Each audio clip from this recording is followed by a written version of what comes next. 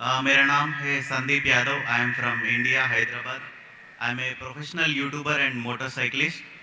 So my question is, Hinduism has given to this world yoga for the fitness and Ayurveda to cure some diseases and Vedas for the knowledge. And I want to know what Islam or Quran gave to this world. भाई साहब ने कहा कि वो हिंदू है हैदराबाद से और Hinduism ने योगा दिया सेहत के लिए, आयुर्वेद दिया है बीमारी दूर करने के लिए, और तीसरी चीज Vedas for the knowledge. Veda for knowledge. इस्लाम ने क्या दिया? इस्लाम ने क्या दिया बोलने लगूं तो रात दिन पूरा साल भी तकरीर करूं तो कम है, लेकिन आपके 3 बातों के जवाब दूंगा. आपके हिंदुइज्म में योगा दिया बराबर. Yes. कितने हिंदू लोग योगा करते हैं? Maybe 1-2%. 1-2% मान लो सही है. हमारे इस्लाम में अल्लाह सुब्हानहू व तआला ने हम पे फर्ज करा 5 बार नमाज पढ़ने के लिए. 5 बार नमाज पढ़ने के लिए. और आप देखेंगे मुसलमान 5 बार नमाज पढ़ते. और मैंने एक तकरीर किया हूं जिसका नाम है सलाह द प्रोग्रामिंग टुवर्ड्स राइचियसनेस. सलाह आपको रहनुमा दिखाता है सीधे रास्ते पर. और उस तकरीर में एक छोटा सा पार्ट है जिसे कहा जाता है मेडिकल बेनिफिट्स. पूरी तकरीर 1.5 घंटे की है. मेडिकल बेनिफिट भी लंबे हैं. आज की साइंस कहती है कि हमारे जो पोजीशन है, सलाह में हमें खड़े रहना पड़ता है, रुकू करना पड़ता है, सिजदा करना पड़ता है. आपने देखा होगा मुसलमानों को नमाज पढ़ते हुए. तो ये पोजीशन के वजह से कई आपकी हड्डियों की ऑर्थोपेडिक बीमारियां दूर होती है. और सुजूद जो है सलाह का सबसे बेहतरीन पोजीशन है.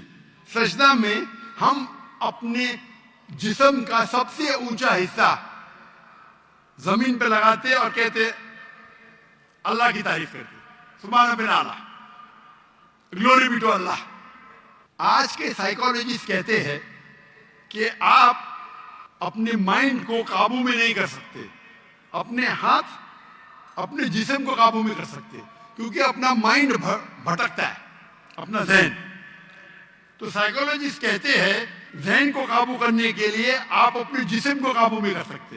तो हम क्या करते, सबसे हमारे अजीम जिस्म के ऊंचे पार्ट को हम हम्बल करते हैं और कहते सुभान रब्बिल आला, ग्लोरी बी टू अल्लाह 3 बार. जब हम ये करते हैं तो हम we are submitting our will to God. ये करते टाइम पे कई फायदे होते. फरिश्त तो लंबी है, 2-3 चीज कहूंगा. आप जब हमारा जिस्म जो है, अक्सर लोग पूरे दिन खड़े रहते, कभी कभी लेटते. हम जब सिजदा करते हैं तो खून हमारे चेहरे में ज्यादा जाता है.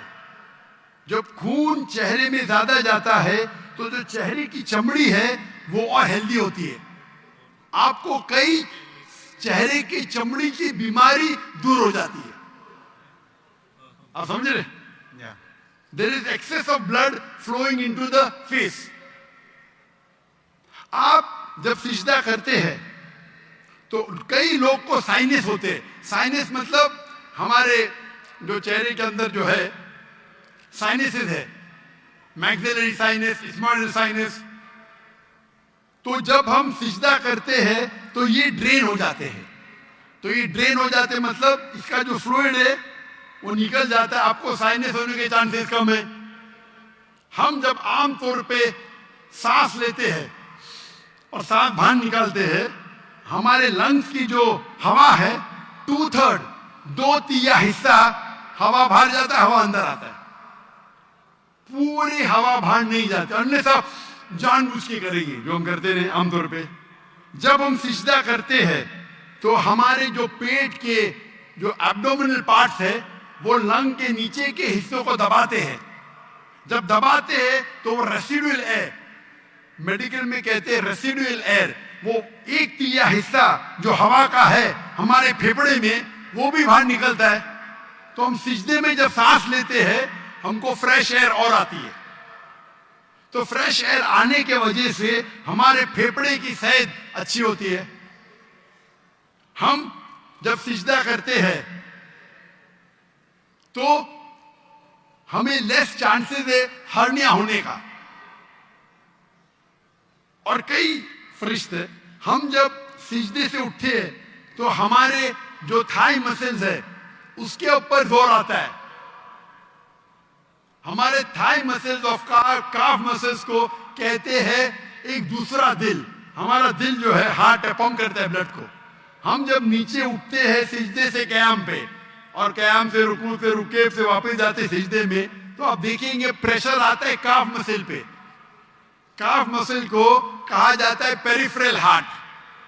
ये हार्ट मतलब ये ब्लड को पंप करता है बाकी हिस्सों की तरफ, हेल्दी रहता है।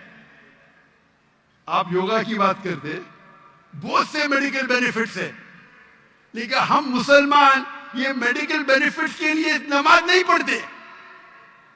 हम नमाज पढ़ते हैं अल्लाह के लिए, अल्लाह की इबादत करने के लिए।